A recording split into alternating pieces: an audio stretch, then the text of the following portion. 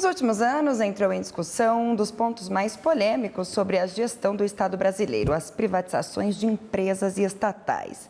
Esta prática tem sido adotada sistematicamente há mais de 2 décadas, desde que Fernando Collor chegou ao poder. O debate em torno das privatizações revela 2 visões bastante diferentes sobre o papel do Estado na economia, e esse é o tema do programa de hoje. Falamos então hoje sobre esse tema polêmico, privatizações, né?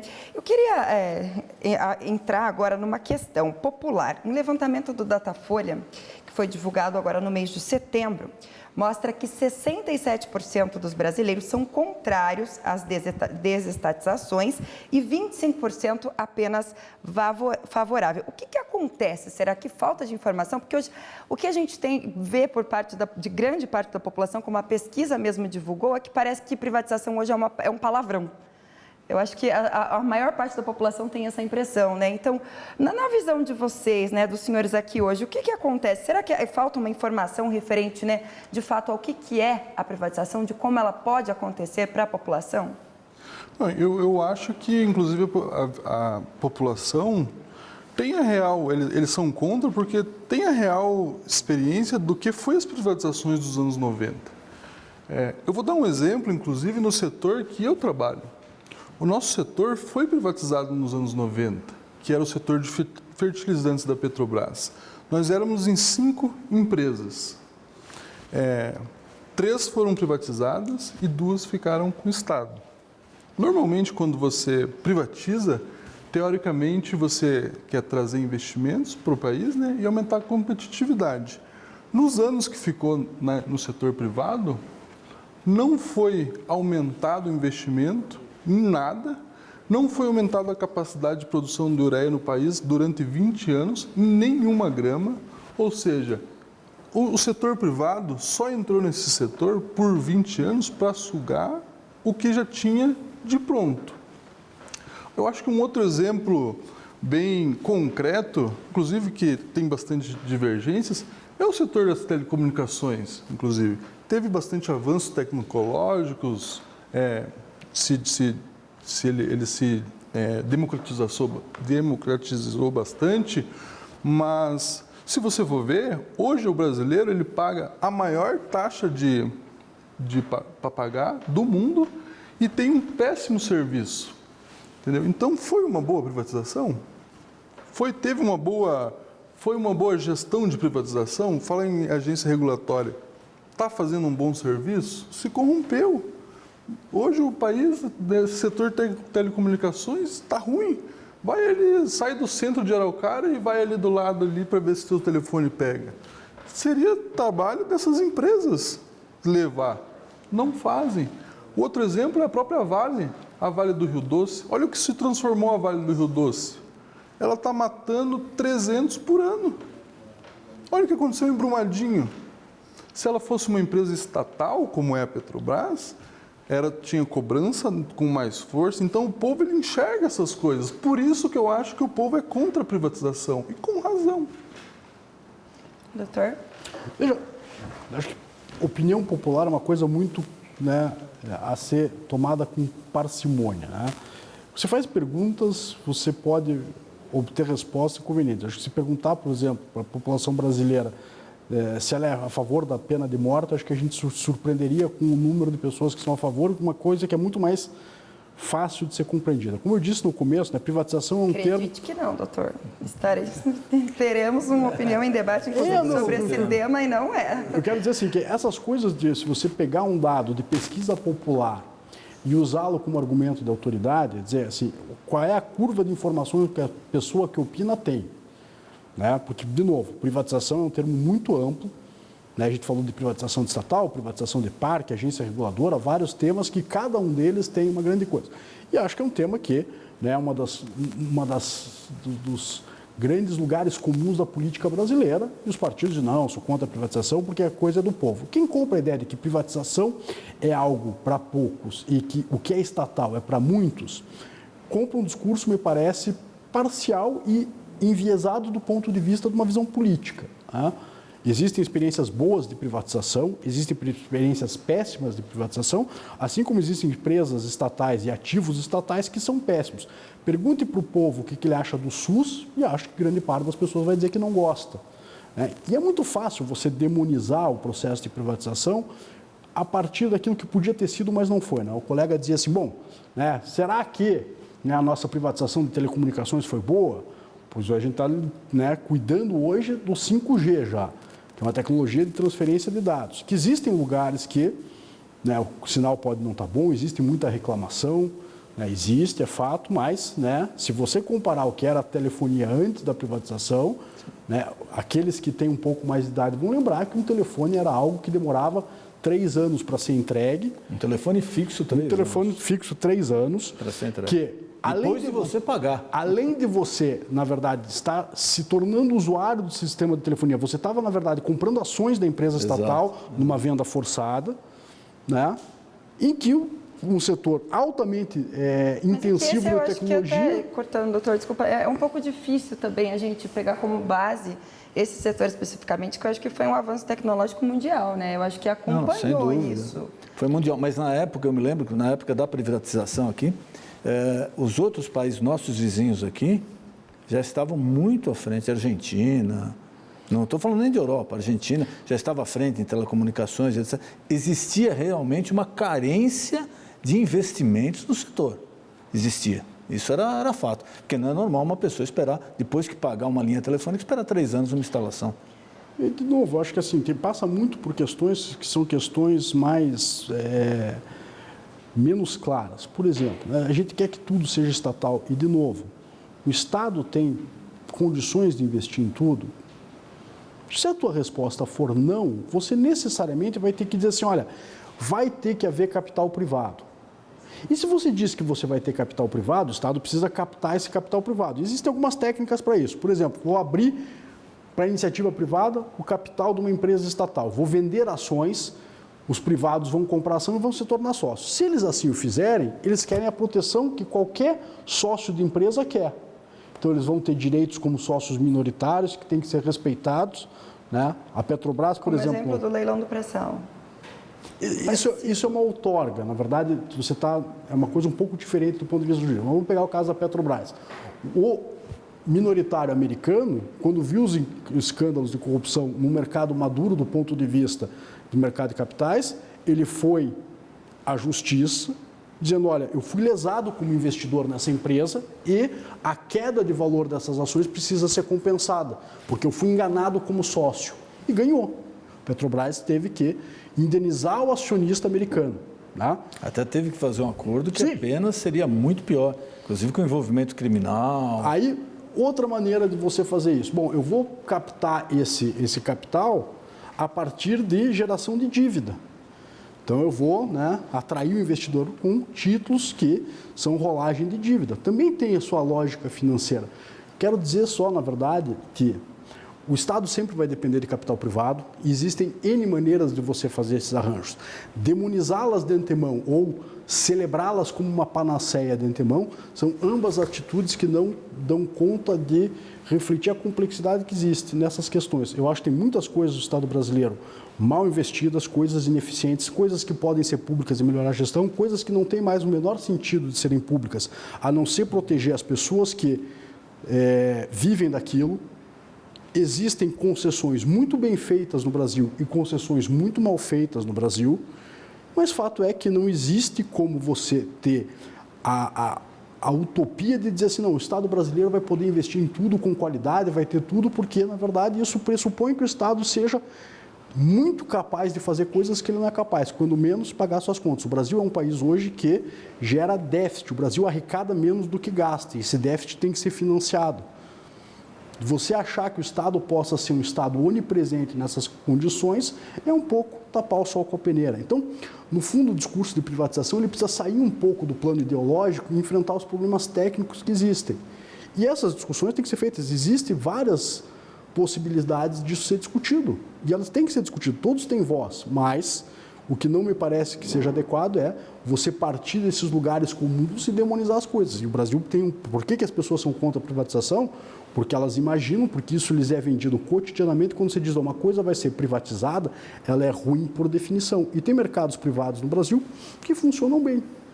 Tem mercados que foram privatizados e funcionam bem. E tem coisas estatais que funcionam mal. Então não tem... campanhas mesmo, né? População, assim, e a como própria as reformas. a participação atuante aí dos sindicatos, da mão de obra, né, da estatal, inclusive esse exemplo que você deu, né, como é que uma privatização fica 20 anos só sugando aquilo que já foi produzido?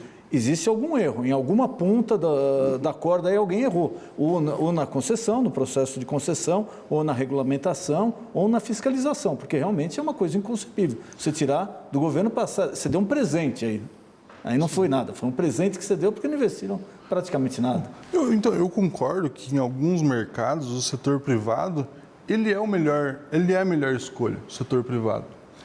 Mas você não pode comparar todos os setores com setores estratégicos. Outro dia eu estava fazendo um debate com um rapaz do movimento do MBL, lá na Câmara de Vereadores de Araucária. E nós estávamos fazendo um debate sobre a privatização da Repar, aqui que está ocorrendo. Ele falou, não, veja bem, olha, entrou o Uber aí com o táxi, fez baixar o preço, tem que privatizar aqui mesmo. Eu disse, cara, você não pode comparar o sistema de táxi com o setor de combustível para o país, é estratégico para o país. Quando você privatiza uma Repar, você não tem concorrência, a Repar não vai ter concorrência com ninguém. Você está entregando um mercado para uma empresa privada. A Repar vai concorrer com quem? A outra refinaria mais longe, mais perto dela, está no Rio Grande do Sul ou está em São Paulo, na Paulínia. Ela vai concorrer com quem aqui no mercado do Paraná, no mercado de Santa Catarina? Aplicar o preço que eles quiserem. Então, se vem uma empresa privada aqui, a empresa privada, ela não tem compromisso público. A empresa privada, se ela pode subir, ela vai praticar o preço que for bom para ela. E o problema maior ainda que está acontecendo no modelo de privatização hoje, que não é nem privatização, nós estamos desnacionalizando nossas empresas. Porque nenhuma empresa nacional que está fazendo a compra dessas empresas estatais, todas estrangeiras, inclusive estatais estrangeiras, estão nessas concorrências. Se as empresas estatais estrangeiras estão querendo comprar nossas empresas, para eles é bom, por que para nós não é bom? Então, o que está acontecendo no país, nós estamos entregando a nossa estratégia, a nossa energia na mão dos estrangeiros. Então, é muito perigoso isso que está acontecendo. Então, essas empresas, elas não estão comprando uma empresa, ela está comprando um mercado. Porque se ficar mais barato para ela produzir lá fora, ela vai mandar parar aqui, ela vai produzir no país dela e gerar emprego lá e só importar para o nosso país, gerando desemprego, gerando uma cascata de... É o que está acontecendo hoje com a nossa empresa, a Fafem. Hoje o governo ele tomou uma decisão de não taxar a ureia importada. Então, o que está acontecendo? Está sendo mais barato produzir lá fora do que produzir aqui dentro. Então, nossa empresa é melhor parar a empresa. Então, nós estamos desindustrializando o nosso país. Entendeu? Então, isso aí pode acontecer no setor de combustíveis também, na Petrobras. Doutor Bernardo, posicionamento do senhor especificamente sobre a Petrobras? Vamos lá, Petrobras, de novo, é uma empresa que faz desde fertilizante, né, um pouco de história de regulação de petróleo no Brasil. Né? O Brasil passa por um movimento, logo depois do começo da exploração petrolífera, para se criar uma empresa nacional nesse setor. E ela é criada, né? Existe a grande campanha, o petróleo é nosso. E você tem uma empresa hoje que faz fertilizante, faz refino, faz extração, mexe com gás, né? Uma empresa que, né? Uma vez eu fiz uma reunião na Agência Nacional do Petróleo, a melhor definição da Petrobras eu ouvi na ANP.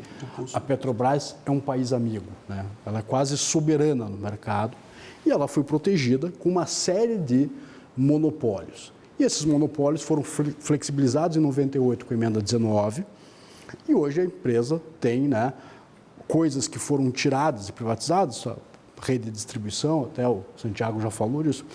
Veja, a decisão de manter ou não a manter a Petrobras passa um pouco por você qualificar isso como interesse estratégico. Vamos usar o exemplo da ureia, né, que o Santiago conhece tão bem. O Santiago diz assim, bom, quando você traz ureia do exterior mais barato, você está matando, né, aqui essa indústria. E, portanto, na verdade, isso gera um problema. Para o consumidor da ureia, que é o agricultor que quer fertilizante, ele quer o fertilizante mais barato.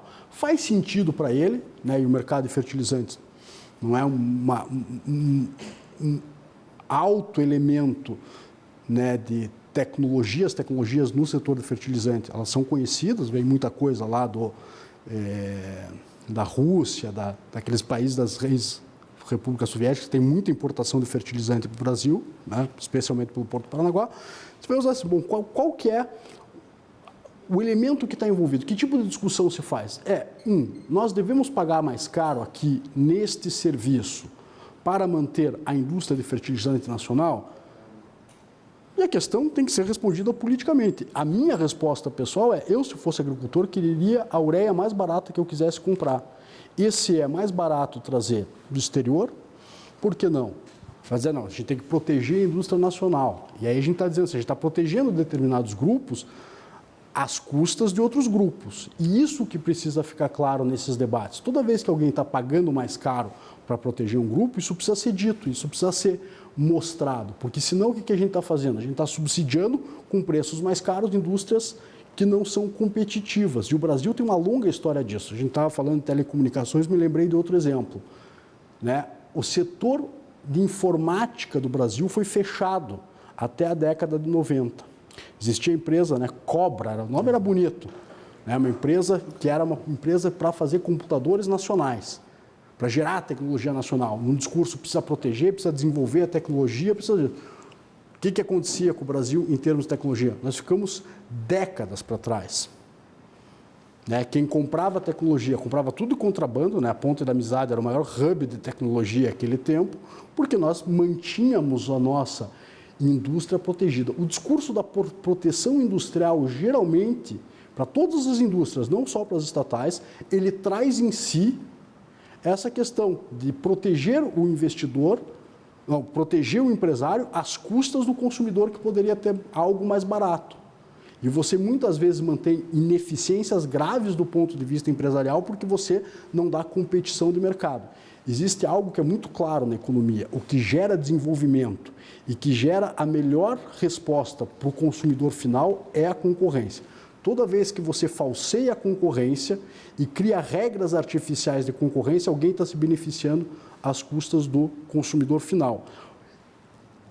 Não vou dizer que isso seja errado sempre, mas isso precisa estar absolutamente considerado. Você pode até dizer que existe um interesse estratégico do país em ter, né, segurança alimentar, porque a gente gosta disso para a gente e não gosta para os outros. Quando o agricultor europeu diz assim, eu quero subsídio agrícola, porque eu produzo mais caro aqui, mas eu não quero que venham produtos do Brasil em preços mais competitivos, o que esses países estão fazendo conosco é o que nós fazemos com eles. E aí aqui a gente acha, nossa, que absurdo, né? Quem é essa gente? Dizer assim, exatamente essas questões de comércio internacional. Então, no fundo, quer dizer, você precisa ter opções muito claras. E o que você não pode fazer é achar que essas opções protetivas elas são neutras em termos de resultado econômico. Quando você diz, eu vou proteger alguém e não vou permitir, por exemplo, a abertura de mercados, você está dizendo assim, vou proteger a indústria nacional. Ao que custo? Ao custo de o usuário estar pagando mais caro do que ele pagaria. E todo país faz isso em alguma medida. Os Estados Unidos fazem isso. Os Estados Unidos hoje, né, que a questão que o senhor lembrou, está sobretaxando o aço. Por quê? Porque ele quer proteger a sua indústria. Então, no fundo, na verdade, não é um discurso ingênuo, é um discurso que tem interesses políticos e econômicos por trás. Torná-los claros é o que me parece que é fundamental. Então, esse negócio da ureia, eu acho que é, inclusive, importante destacar, porque o preço da carne subiu, né? Agora, todo mundo está comentando. Um dos fatores do preço da carne subir, lógico que teve a questão da exportação para a China e tal. Um dos problemas é a seca. Na época de seca, você tem que jogar ureia no pasto, para o pasto crescer mais, é jogado ureia no pasto ali no Mato Grosso do Sul, o pasto crescer para o gado comer para você conseguir abater. Como teve agora o golpe na Bolívia, a Bolívia cortou o fornecimento de ureia para o Mato Grosso, e eles estão sem ureia. Eles estão tendo que jogar amido de milho no pasto e é 25 vezes mais caro. Então, isso influenciou no preço da carne disparar. Então, hoje nosso país tem 80% da ureia consumida sendo importada. A Bolívia cortou, já subiu alguma coisa. Nós temos 20% vindo da Rússia. A Rússia tem geopolítica mundial. Tem 18% vindo da Argélia. A Argélia está um barril de pólvora lá hoje, não está? Se todo mundo começa a cortar, daí nós vamos ficar na mão... E a soberania alimentar? Num primeiro momento, que seria mais barato, num segundo momento, pode ser 10 mil vezes mais caro e nem ter comida para a população. Então, esse é um debate que ele não é simples assim. Ele não é raso, não é barato hoje. A geopolítica mundial, ela se movimenta numa velocidade muito grande. Não é tão simples assim. É difícil chegar a um consenso. São os dois lados que tem que sempre se avaliar, se ponderar, mas eu acho que esses são fatores pontuais, né? Isso são exceções, não é a regra. A gente tem que estar preparado, né? Porque também, se a gente for pensar como isso, então o petróleo, se entrar em guerra lá, 2 países do Oriente, vai disparar, mas são avaliações que têm que ser feitas pontualmente, né? Como o próprio Dr. Bernardo disse, né? Tem sempre o sim ou não dá para generalizar. Tá certo, então o tempo é curto, apesar de ficarmos 1 hora aí debatendo, né? O assunto é polêmico, rende bastante. Gostaria de agradecer a presença dos dois aqui conosco nesta noite e deixar um minutinho aí para as considerações finais de cada.